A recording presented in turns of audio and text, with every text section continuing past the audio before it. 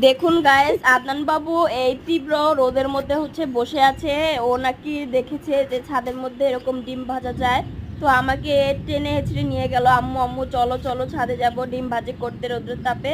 আর এই তো রোদের তাপে ডিম ভাজা করার জন্য আমরা কড়াইটাকে 1 ঘন্টার মতো ছাদে রেখেছিলাম। তারপরে এটার মধ্যে তেল দিলাম, আর তেল গরম করার পরেও 1 ঘন্টা অপেক্ষা করছিলাম গরম হওয়ার জন্য। আর তারপরে এটার মধ্যে আমরা ডিমটাকে দিয়ে দিলাম।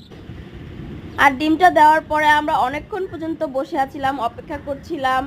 তারপরেও দেখছিলাম যে না, ডিমের তো কোনো পরিবর্তনই হচ্ছে না, আর ডিম যেরকমটা সেরকমই আছে। আর এদিকটা একটু আদনান বাবু সাজাইতেছে। খুবই কান্নাকাটি করছিল, আম্মু ডিম কেন ভাজা হচ্ছে না। আদনান বাবু খুবই অপেক্ষায় বসেছিল রোদ্রের মধ্যে। লাড়া দেন না। তো ফাইনালি আমরা যেটা দেখলাম যে রোদ্রের তাপে আসলে এরকম ভাবে ডিমটা ভাজা যায় না। আমি যেহেতু পাতলা একটা কড়াই নিয়েছিলাম, তারপরেও এটা সম্ভব হয়নি। তো ফাইনালি আদনান বাবুকে নিচে যেয়ে